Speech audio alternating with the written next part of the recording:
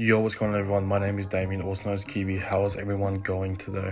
Man, after BS, I think your boy has finally sorted out his copyright issues. It's held me back for like a week, and now it's held me back for another 3 or 4 days. I'm supposed to be in the middle of a hard 50. It's supposed to be over by now. But lucky, I love doing it. I love talking about basketball. I'm here for the casual fans. Don't expect too much analytic stuff, but I do know a lot of stuff. So if you're casual around the game, please make sure you stay tuned to my channel. Like and subscribe to never miss a daily upload. Without further ado, this is day 42 of my hard 50. If you don't know, but now I'm uploading and streaming all my platforms down in the description down below every day for 50 days straight. And if we can't upload consistently every single day, we get stuck on the same day, so therefore day 42. I appreciate all love and support so much. It really does mean the world to me. So without further ado, let's get stuck into today's video. And we're going to be talking about the Minnesota Timberwolves. The Minnesota Timberwolves have been playing great basketball, actually winning the last 12 of the last 14 games, especially since Julius Randle's been back. You can sense this team is finally starting to find their chemistry. There was clips early on in the season where Rudy Gobert would have a point guard on him, Julius Randle just wouldn't pass it, or just miscommunication and getting pissed off and getting technical fouls. So it's finally good to start to get that act cleaned up. But the real question is this team legitimate still championship contenders, even though they traded away one of their biggest assets last season? And the short answer to that, me personally, is just no. They're too offensively orientated around Anthony Edwards to the fact where they're actually relying on him to drop at least 30 plus every night, because you're not getting much offense from other people. Unless Dante DiVincenzo has a random 20-point game, they're not really getting comfortable wins, but they are getting wins and the chemistry does look great.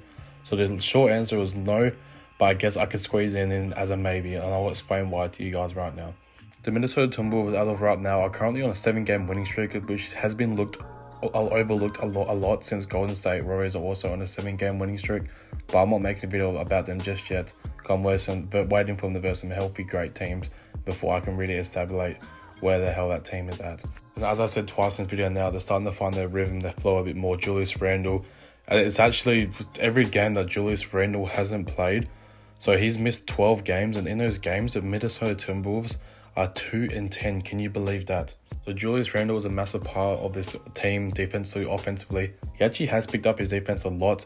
You can tell for the New York Knicks, he wasn't really defensive orientated. Like, he didn't really pay attention on defense. But the Minnesota Timberwolves this far, he's been a great asset on defense, probably even better than Karl-Anthony Towns defensively.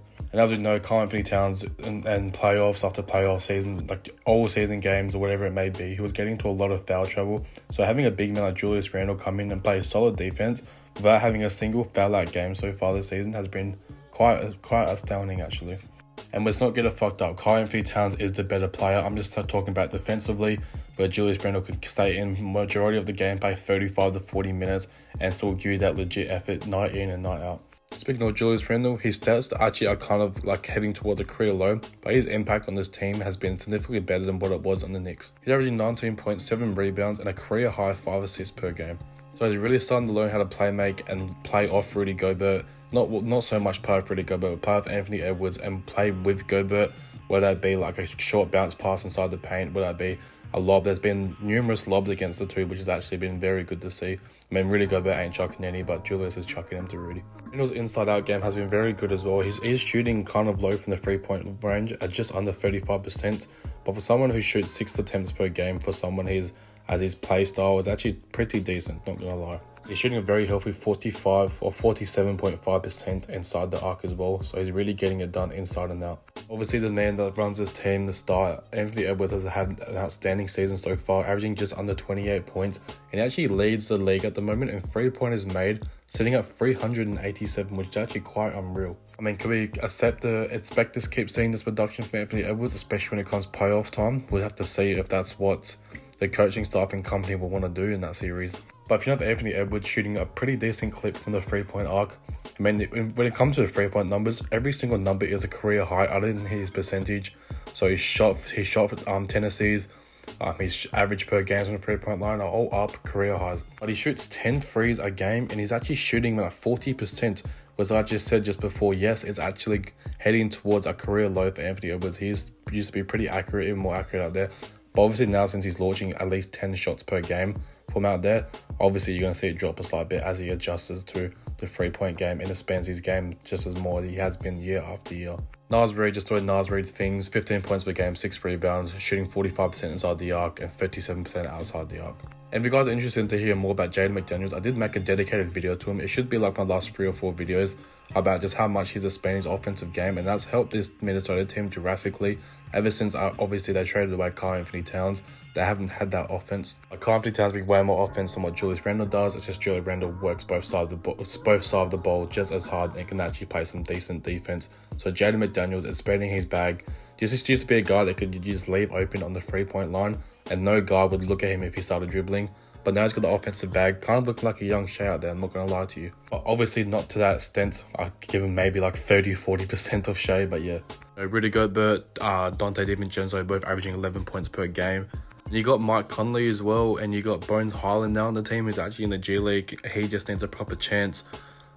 Nickeil Alexander-Walker's also having a great season, 9 points per game, shooting a career best from the 3-point line as well. You obviously still got Rob Dillingham on your team. I mean, you got Bones Hyland. I guess they play a lot similar, like they're literally the exact same play model. With aging Mike Conley, we'll just have to see what this Minnesota team is going to do come playoff time.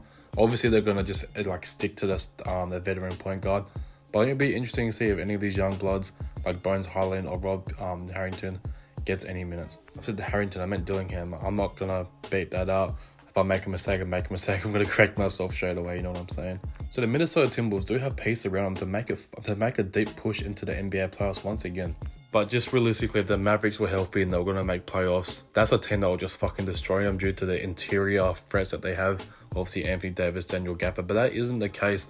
And I can't think of any other teams that are massive like when it comes to big men in the Western Conference other than the OKC, and I doubt they'll see them in the first round. I mean, they are currently sitting in the play-in sort of category with Golden State still winning a bunch of games as well, just haven't been able to move up in the standings, even though they've been playing some great basketball. It must be just so frustrating for everyone involved, like Minnesota fans, the coaching staff, front office, is just seeing that this team bowling out and they haven't moved up once, but your time is cutting Minnesota. This West is so tight.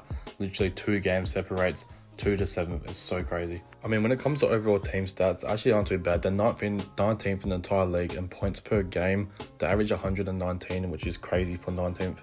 Shooting 46% inside the arc, and actually shooting pretty well from outside the arc at 38%, which is the 5th highest in the entire NBA. They have the best offensive three-pointer, or defensive three-pointer rating, where they hold their opponents to the 5th worst 3-point percentage in the entire league. Obviously, that's just held down by Jaden McDaniels and Nickeil Alexander-Walker, just playing some absolutely great perimeter defense. They're both sitting right dead packed middle of the center when it comes to steal and block. They're both 15th in the entire league in both categories, averaging 5 blocks per game and 8 steals per game. Fans, basketball fans, Minnesota fans, NBA fans, let me know down in the comments, do you guys think the Minnesota Timberwolves are legit? I will continue to make update videos if they keep going crazy, but I want to let you guys talk it out in the comment section and let me know what you guys thought about today's video. Without further ado, this has been your boy QB. Thank you so much for the love and support. We are back and here to stay. This is day 42 of my hard 50, and I'll see y'all tomorrow. Take care. Peace.